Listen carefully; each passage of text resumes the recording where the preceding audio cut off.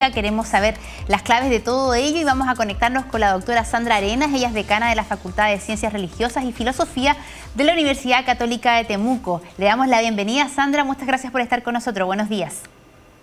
Buenos días, gracias por la invitación. Gracias a usted por estar en esta transmisión tan importante, no solo para el mundo católico, sino me atrevería a decir para todo el planeta, en términos de que el Papa Francisco y el Papa de la Iglesia Católica es siempre un líder mundial, ¿no? Y yo quería preguntarle particularmente, para usted, ¿cuál va a ser el legado del Papa Francisco? ¿Cómo cree que el mundo lo va a recordar?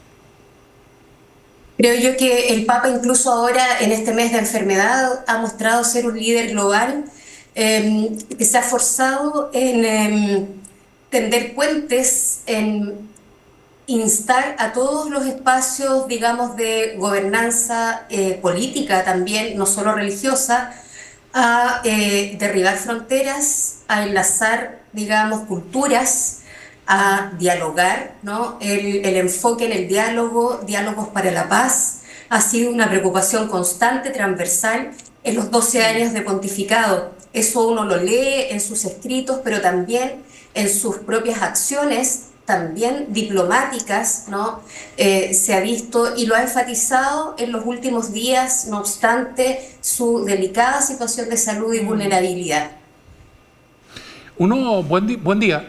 Yo quisiera preguntarle, Sandra, sobre lo siguiente, que es una cosa que a mí me llama particularmente la atención y a mucha gente. ¿Cómo hace el Papa para poder gobernar una iglesia que está profundamente dividida con el propio anuncio del Papa de la obra del papado que él quería desarrollar? Porque claramente él tuvo no solo dificultades hacia afuera con lo que predicaba de la pobreza, sino también hacia adentro con sectores que no querían ningún tipo de cambio. Sí, el Papa Francisco, muy consciente de la institucionalidad de la Iglesia, de esta comunidad religiosa, que claro, es alentada por el Espíritu, ¿no? Sostenida por él, es una comunidad religiosa con una misión religiosa, es una institución que está compuesta por seres humanos con tensiones, con miradas distintas acerca de lo que significa la misión evangelizadora, acerca de lo que significa la reforma de la Iglesia, ¿no? Y el Papa impulsó decididamente esta renovación interna, ¿sí? Con medidas muy concretas de integración de miembros de ella que históricamente han estado un poco más al margen o han estado más invisibilizados, invisibilizadas, ¿no? Equilibrando un poco más la gobernanza. Entonces, claro, estas tensiones internas que en toda institución se dan, sí, y la Iglesia Católica no es la excepción, el Papa la ha manejado de una manera en la que él mismo se ha puesto como un líder que convoca, un líder que integra voces diversas, ¿no? En el espacio de gobernanza también, allí donde tal vez incomoda un poco más, en los espacios decisionales. Entonces, de esa forma ha ido configurando un espacio de gobernanza que integra, digamos, otras voces culturales. Claro. También se lo ve en el colegio cardenalicio, se lo ve en todo el episcopado, ¿no?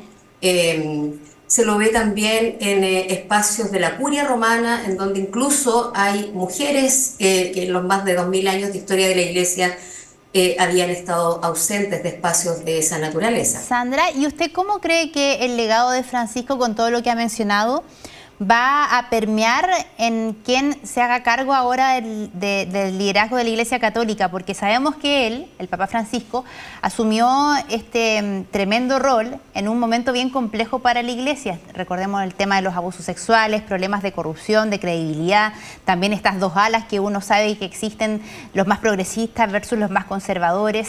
Y uno se pregunta también qué viene para el próximo Papa, de qué ala va a ser, cuáles son los desafíos que presenta la Iglesia el día de hoy respecto a lo que logró hacer el Papa Francisco. ¿Cómo ve usted lo que viene para la Iglesia pensando en su futuro líder? Desde el punto de vista teológico, yo confío en que la asistencia del Espíritu podrá mover, digamos, al Colegio de Cardenales, que son quienes tienen la primera responsabilidad de discernir acerca del sucesor del Papa Francisco. Esta lectura teológica también incluye, digamos, una lectura un poco más amplia que yo creo que el legado del Papa Francisco en estos 12 años tiene unas características peculiares que el próximo pontificado, confío yo también, que va a poder desplegar y profundizar.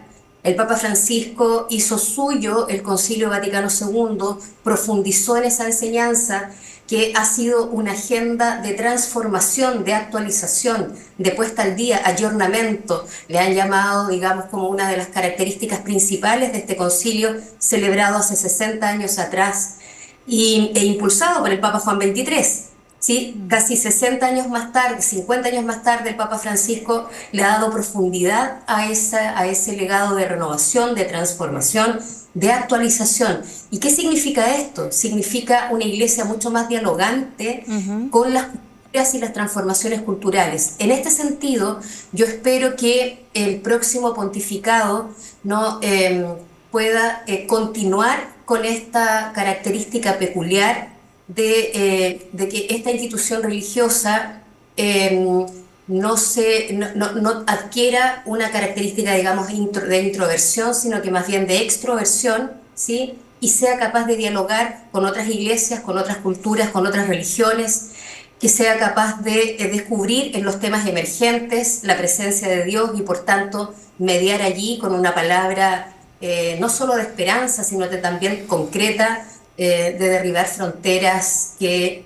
desunen y que provocan en muchos lugares guerras, conflictos, injusticias, especialmente para quienes más sufren.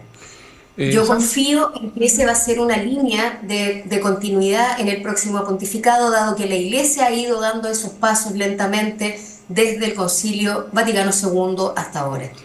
Sandra, hablando de eso mismo que usted está diciendo, ¿cómo le traducimos al feligrés católico, al que va a la iglesia en el barrio, de pronto a la catedral, de pronto a una capilla hoy, y tiene que ofrecer una intención por el Papa? ¿Qué le aprendió del Papa? ¿Qué aprendió la gente común y corriente del Papa? Porque la verdad es que la reflexión viene muy por las cosas que él hizo. Yo quisiera trasladarla, ya que usted es teóloga, hacia la acción sobre la persona. Una muy linda pregunta, porque aquí tiene que ver con la experiencia del Papa como aquel que lidera esta institución donde yo deposito mi fe, digamos, aquí hablando de la feligresía católica. En la experiencia del Papa yo creo que las personas en general reportan que ha transmitido mucha cercanía, sencillez, ¿sí?